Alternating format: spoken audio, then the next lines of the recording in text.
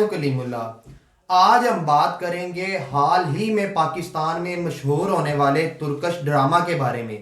हमारे साथ हैं अली अकबर साहब। अस्सलाम वालेकुम सर, क्या हाल है? वालेकुम अस्सलाम। मैं ठीक हूँ कलीमुल्लाह, आपका क्या हाल है? अल्हम्दुलिल्लाह सर, मैं ठीक हूँ। सर आप हमें बताएं कि वो तुर्कश ड्रामा कौन सा है और उसकी हैरान कुन हकीकतें कौन सी हैं। जी कलीमुल्लाह, बहुत अच्छा टॉपिक है। बहुत शुक्रिया सर। हमें खुशी महसूस हो रही है कि हम आज बात करने जा रहे हैं एर्थुगरुल गाजी ड्रामा जो है, जिसे तुर्किश में या तुर्की में दिरिलिश एर्थुगरुल के नाम से जाना जाता है।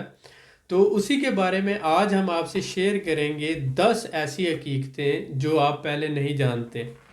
सबसे पहले तो ये जानना ज़रूरी है कि एर्थुगरुल कौन था। तो आप ये देखें कि सल्तनत उस्मानिया, जिसने तकरीबन 600 साल तक दुनिया के 3 बड़े आज़मों पर हुकूमत की। सल्तनत उस्मानिया दुनिया के 3 बड़े आज़मों पे 600 साल तक हुकूमत की, और जिसकी नस्लों में से 37 हुक्मरान जो है वो पैदा हुए। उस बंदे का नाम अरतुगरुल गाजी है।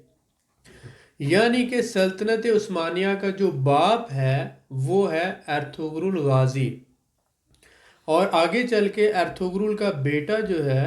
उसका नाम, अरतुगरुल के 3 बेटे हैं जिनमें से एक बेटा जो है उस्मान है, और उसकी नस्ल में से आगे 37 हुक्मरान होते हैं जो तकरीबन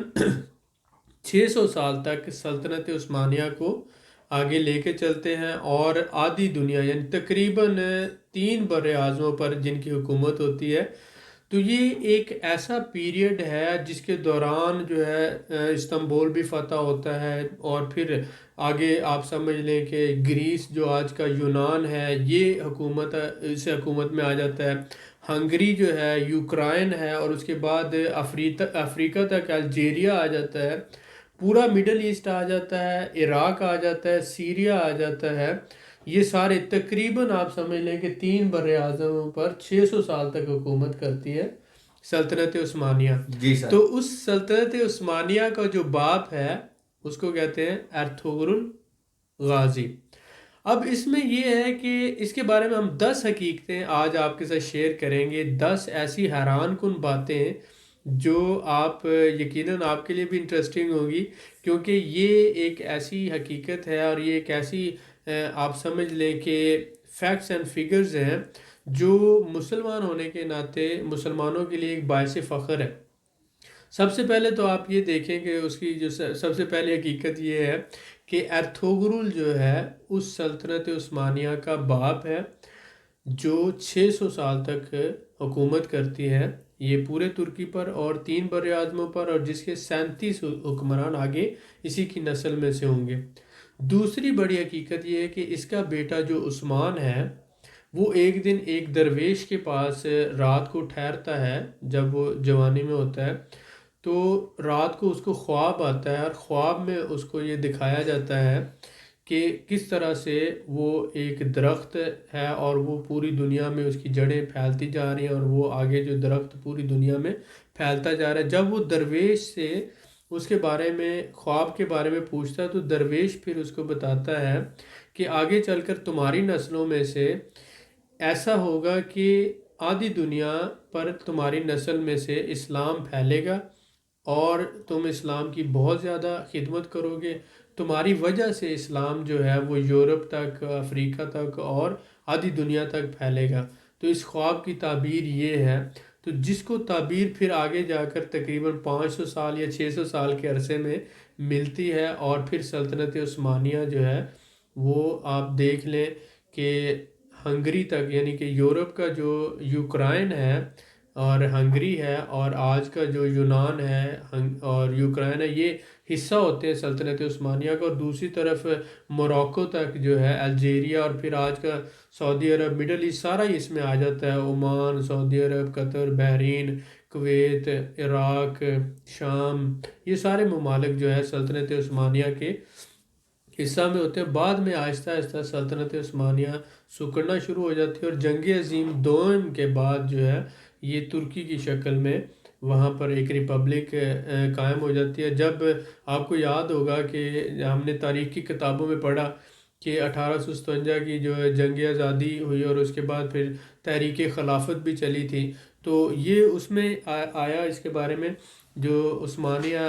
جو خلافت تھی جب وہ ختم ہوئی ہے، یہ 1922 میں پھر جو ہے وہ وہاں پر 1922 تک جو ہے خلافت کا دور رہا۔ تو یہ ایک دوسری حقیقت تھی کہ وہ جو خواب تھا اسے 600 سال میں آگے جا کر تعبیر ملی۔ تیسری حقیقت حیران کن یہ ہے کہ یہ سلطنت عثمانیہ جو تھی اس میں پہلی دفعہ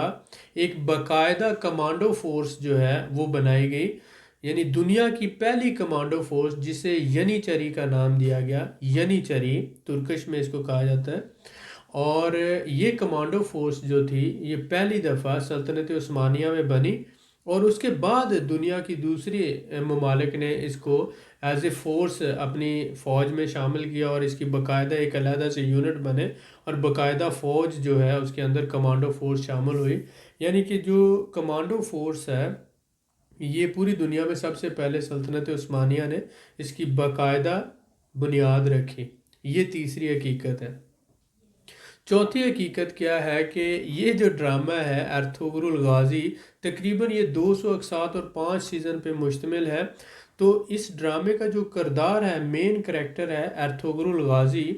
اس کے بارے میں ابن عربی نے اپنی یادداشتوں میں صرف 7 صفحے لکھے، یعنی 7 پیجز اونلی۔ اور وہ جو اپنی یادداشتوں میں لکھے وہ بھی یادداشتیں جو تاریخ کی کتابوں میں سے ملی، تو اس کے بارے میں جا کے پتہ چلا کہ صرف 7 پیجز ہیں، جن 7 پیجز کو بنیاد بنا کر یہ پھر پورا ڈرامہ جو ہے وہ کریٹ کیا گیا، اور پھر آگے اس کا اسکرپٹ لکھا گیا اور ایک شاندار روایات کے ساتھ اس کو پیش کیا گیا، جس میں اسلامک کلچر اور ترکش کلچر اور یہ ساری روایات کو مد نظر رکھتے ہوئے یہ ڈرامہ آپ یہ کہہ لیں کہ ہمارے اسلاف کی جو روایات ہیں اور جو اسلام کی روایات ہیں ان کا آپ سمجھ لیں کہ ایک بہت اچھا امتزاج ہے، اور آپ جب اسے دیکھتے ہیں تو آپ کے جو ایمان ہے اس کو بھی تازگی ملتی ہے، اور ایک آپ کے بچوں کی اور آپ کی تربیت ہوتی ہے۔ تو یہ جو ایک حقیقت ہے کہ 7 پیجز جو ملے ہسٹری کے ابن عربی کی کتابوں میں سے، یادداشتوں میں سے، اس کے اوپر ہی آگے پورا ڈرامہ بنا۔ اس کے بعد 5ویں جو ہے اس کی سب سے بڑی حقیقت جو ہے حیران کن، آگے آ کے آپ کو پتہ چلے گا۔ ابھی پاکستان میں تو پہلا سیزن چل رہا ہے جس کی 11ویں 12ویں قسط ہے۔ تو اس میں یہ ہے کہ حلیمہ کی جب شادی ہو جاتی ہے ارطغرل کے ساتھ تو آگے اس میں سے بچے پیدا ہوتے ہیں، تو تیسرا جو بیٹا ہے وہ عثمان ہے، وہ 67 سال کی عمر میں پیدا ہوتا ہے، یعنی حلیمہ کی عمر اس وقت 67 سال ہوتی ہے جب عثمان پیدا ہوتا ہے، جبکہ ڈرامے میں تھوڑا سا جلدی دکھایا گیا ہے کیونکہ جو ایکٹریس کام کر رہی تھی، حلیمہ کا رول پلے کر رہی تھی، اس کی حقیقت میں شادی تھی، اور اس وجہ سے اس کو ڈرامے سے جلدی نکالنا تھا، تو ڈرامے میں اس کو تھوڑا سا جلدی کر کے تو وہ شو کیا گیا کہ وہ بچہ پیدا ہوا۔ لیکن یہ بھی ایک معجزہ ہے کہ 67 سال کی عورت بچہ پیدا کرتی ہے، اور جس میں سے عثمان نام کا بیٹا پیدا ہوتا ہے، اور پھر اللہ تعالیٰ کی قدرت دیکھیں کہ وہ عثمان وہ دادا اور باپ بنتا ہے سلطنت عثمانیہ کا، جس نے اسلام کو آدھی دنیا تک پھیلایا اور سلطنت عثمانیہ کی بنیاد رکھی، جس نے پوری 600 سال تک حکومت کی اس 3 بر اعظموں پر۔ تو یہ ایک بہت بڑی فیکٹ ہے۔ اس کے بعد پھر آگے ہم دیکھتے ہیں کہ یہ جو ڈرامہ ہے اس کی جو ساری لوکیشنز ہیں وہ پہلے 2 سیزن میں تو یہ استنبول شہر سے تھوڑا دور جو ہے علاقہ ہے ریوا اور بیکوز کے نام سے، ریوا اور بیکوز کے نام سے یہ 2 علاقے ہیں، یہاں پر ہی اس کی ساری شوٹنگ ہوئی۔ اور اس کے بعد تیسرے سیزن میں جو ہے یہ جا کر نیو شہر کے نام سے ایک علاقہ ہے جو ترکی سے استنبول سے تھوڑا دور ہے، وہاں پر اس کی ریکارڈنگ ہوئی۔ تو یہ ایک انٹرسٹنگ فیکٹ تھی اس کے بارے میں۔ اس کے بعد ہم نے دیکھا کہ اس کے جو تقریباً فردر ہم دیکھتے ہیں کہ جو گھوڑے اس میں استعمال ہوئے ہیں، ہارسز استعمال ہوئے ہیں، 25 گھوڑوں کا ایک پورا فارم ہے، اور وہ 25 گھوڑے جو ہیں وہ ان کی دیکھ بھال کے لیے بھی لوگ ساتھ موجود ہیں، اور ساتھ ہی ساتھ جو اس وقت کا پورا منظرنامہ پیش کرنے کے لیے وہ جو بھیڑ بکریاں اور پھر جو ہے بلبل اور جو جانور ہیں اور پھر حیوان ہیں پرندے ہیں، ان کے لیے ایک علیحدہ سے آرٹیفیشل جو ہے ایک زو یعنی کہ چڑیا گھر بنایا گیا، جو ساتھ ساتھ چلتا ہے، جہاں پر ریکارڈنگ ہوتی ہے وہاں پر وہ پھر جانوروں کو بھی شفٹ کیا جاتا ہے، بھیڑ بکریوں کو بھی، اور پھر اس کے بلبل اور دوسرے جو چڑیا اور اس طرح سے چرند پرند ہیں وہ سارے، تاکہ وہ جو جنگل کا اور اس وقت کے حساب سے ایک پورا نیچرل انوائرمنٹ کریٹ ہو سکے۔ اور اس کے ساتھ ہی ساتھ یہ جو تلوار بازی کے لیے اسپیشل ان کی اکیڈمی اور وہاں سے ٹریننگ ہوئی ان سارے ایکٹرز کی، اور اس کے بعد جو ہے پرانے طریقہ کار کے حساب سے سب نے ٹریننگ لی اور پھر وہ اس کو فلمایا گیا اور پھر اس کو کیا گیا۔ اس کے ساتھ ہی جب یہ دسمبر 10 2014 میں آن ایئر جاتا ہے تو اس کی ریٹنگ اس وقت 5.5 ہوتی ہے، لیکن یہ چلتے چلتے جیسے ہی یہ آگے بڑھتا ہے 107 اور 108 قسطوں پہ جاتا ہے، تو اس وقت اس کی میکسیمم ریٹنگ ہو چکی ہوتی ہے جو تقریباً 17 کے قریب ہے۔ اور اس کے بعد جو ہمارے پاس 8ویں اور 9ویں بڑی حقیقت آ جاتی ہے، حیران کن بات یہ ہے کہ ابھی تک کوئی ایسا ڈرامہ نہیں تھا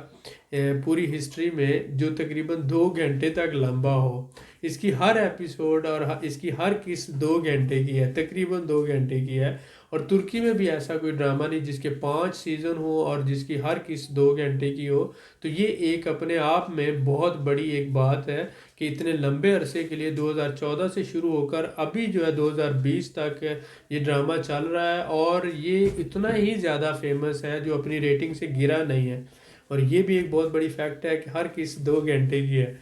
اس کے ساتھ ہی اگر ہم دیکھتے ہیں آگے جو ہے اس میں ترکش میں بہت دفعہ استعمال ہوتا ہے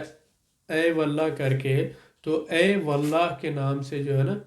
یہ اپنے سینے پہ ہاتھ رکھ کے اور سر جھکا کے ادب احترام کرتے ہیں اے واللہ کر کے۔ تو یہ جو اے واللہ ہے یہ اس وقت کے صوفی بزرگ اور جو مسلمان تھے تقریباً سنی جو مسلمان تھے اس وقت کے ترک قبائل میں سے،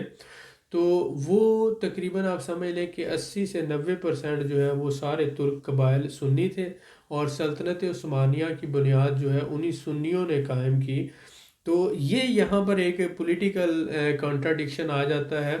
کہ سعودی عرب جو ہے وہ وہابیزم کی طرف چلا گیا، تو وہ جو ہے سلطنت عثمانیہ اور عثمانلی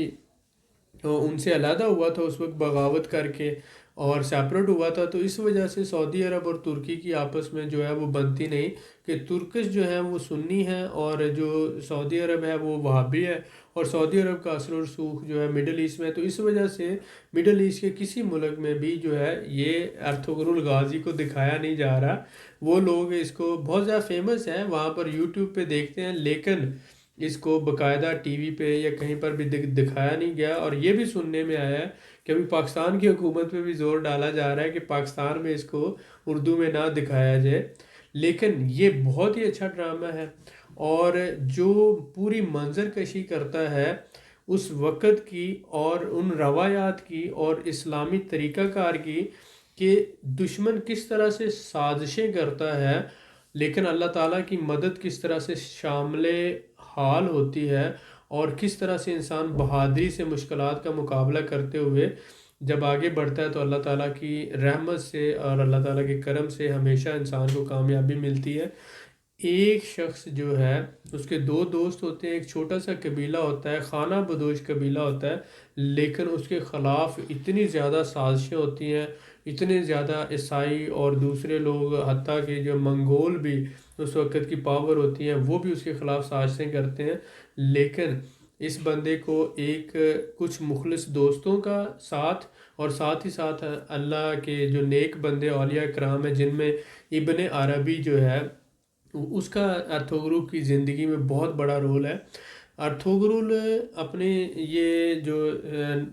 سلطنت کے امور میں اور یہ سارے معاملات میں دشمنیوں میں اور جنگ و جدل کے سارے دور کے اندر بڑی دفعہ موت کے منہ میں گیا، لیکن اسی وقت آپ سمجھ لیں کہ اولیاء کرام اور خاص کر ابن عربی جیسے انتہائی اللہ تعالیٰ کے نیک بندے کی دعاؤں کی وجہ سے موت کے منہ سے یہ تقریباً 3 سے 4 دفعہ موت کے منہ سے نکلا. ایک دفعہ اس کو زہر دے دیا گیا، ایک دفعہ اور اس کے اوپر اسی طرح سے دشمن نے حملہ کیا، اور یہ بڑی دفعہ موت کے منہ سے بچا وہ ابن عربی جو ہے اس کی دعاؤں کی وجہ سے، اور ساتھ ہی ساتھ اس کے دوستوں کی بہادری جو ہے، جس میں تھورگت ہے اور دوسرا جو اس کا دوست ہے